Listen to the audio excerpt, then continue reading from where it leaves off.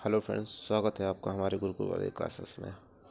आज हम लोग जो 23 तारीख को यूपी टेट का एग्ज़ाम हुआ था उसका जो सीडीपी का पर्सन है उसको हम लोग डिस्कस करेंगे। ठीक है, उसको डिस्कस बहुत ही ज़्यादा डीप नहीं करेंगे, सिर्फ आंसर डिस्कस करेंगे कि उसका आंसर कौन सा सही है। ठीक है, तो सबसे पहला जो क्वेश्चन सीडीपी का जो आया था वो था कि मूल प्रवृत्तियों को 14 प्रकार से किसने वर्गीकृत किया है। तो इसका सबसे जो इसका सही आंसर है वो क्या है, मैकडूगल। ठीक है, और दूसरा जो क्वेश्चन है, किसी दूसरी वस्तु की अपेक्षा एक वस्तु पर चेतना का केंद्रीकरण अवधान है या कथन किस डम्बल सही है इसके। ठीक है, और ये जो तीसरा क्वेश्चन है इसका, वन सेकेंड। ठीक है, ये जो तीसरा क्वेश्चन है आपका जो देख रहे हैं, निम्नलिखित में किसका नाम सुजलन सास के पिता से जुड़ा हुआ है। ठीक है, इसका जो एज ऑप्शन सही है वो गाल्टन ही सही है। ठीक है, और ये जो ये वाला क्वेश्चन है, नेक्स्ट क्वेश्चन है 12 वर्ष से लेकर 16 वर्ष के बालकों हेतु हिंदी में डॉक्टर एस जलोटा ने कौन सा परीक्षा प्रतिपादित किया था। ठीक है, तो ये मेरा गलत है, मैंने अशाब्दिक लगा दिया था, और ये साधारण मानसिक योग्यता परीक्षण ये सही है। ठीक है, और ये जो नेक्स्ट क्वेश्चन है, बुद्धि के द्विकारक सिद्धांत का प्रतिपादन किसने किया था। ठीक है, ये तो सबको पता होगा, ये स्पीयरमैन ने किया था इसका प्रतिपादन। और ये नेक्स्ट क्वेश्चन है, ब्लूप्रिंट निम्न में किसका महत्वपूर्ण घटक है। ठीक है, तो जो ब्लूप्रिंट होता है वो क्या होता है, किसी चीज़ के निर्माण से पहले उसका ब्लूप्रिंट बनाया जाता है। तो जहाँ पे भी निर्माण की प्रक्रिया होगी वहीं पे क्या क्या होगा, ब्लूप्रिंट वर्क करेगा। ठीक है, तो परीक्षा निर्माण में ब्लूप्रिंट की महत्वपूर्ण भूमिका है। एक तो वही वाला पेज आ गया, वन सेकेंड। यहाँ पे जो दिया गया था कि पूर्व संक्रामक अवस्था निम्न में से किसने दिया था, तो ये प्याजे आपके सही थे। ठीक है, MPPI परीक्षा का उपयोग निम्न में किसके मापन के लिए किया जाता है। ठीक है, तो ये जो परीक्षण है ये किया जाता है व्यक्तित्व के मापन के लिए किया जाता है। ठीक है, अधिगम हेतु निम्न में क्या सर्वाधिक आवश्यक है, तो अधिगम के लिए सर्वाधिक आवश्यक है रुचि। ठीक है, ये आपका रुचि सही हो जाएगा। जब रुचि होगी तभी आप अभिप्रेरित कर पाएंगे किसी को। ठीक है, जैसे थॉर्नडाइक का जो एक नियम था, मतलब वो तत्परता का नियम। ठीक है, तो जब कोई बच्चा तत्पर होगा पढ़ने के लिए, उसी को ही हम क्या कर पाएंगे, अभिप्रेरित कर पाएंगे। नहीं तो अगर ये अभिप्रेरित नहीं होगा, अगर तत्पर नहीं होगा तो अभिप्रेरित भी नहीं होगा।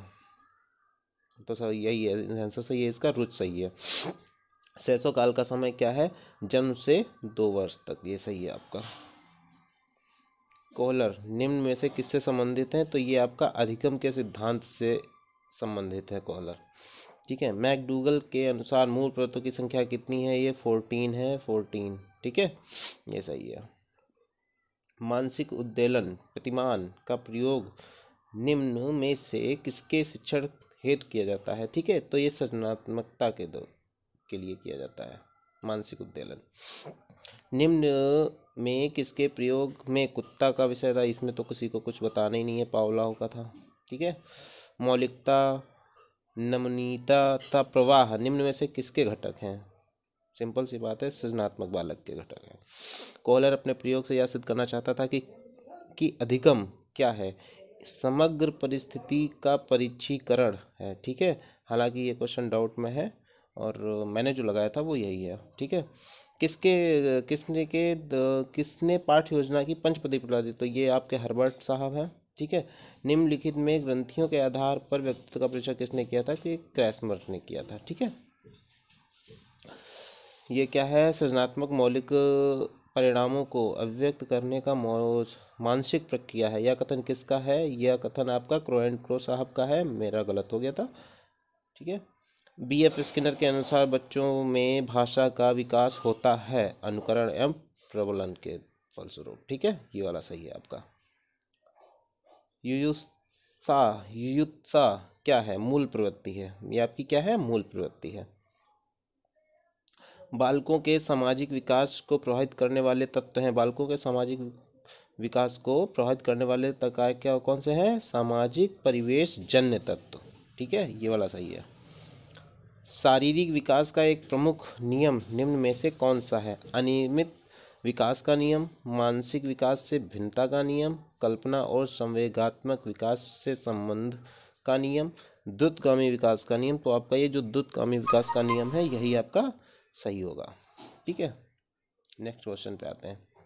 विकास के परिणाम स्वरूप नवीन विशेषताएं और नवीन योग्यताएं प्रकट होती हैं, यह कथन किसका है?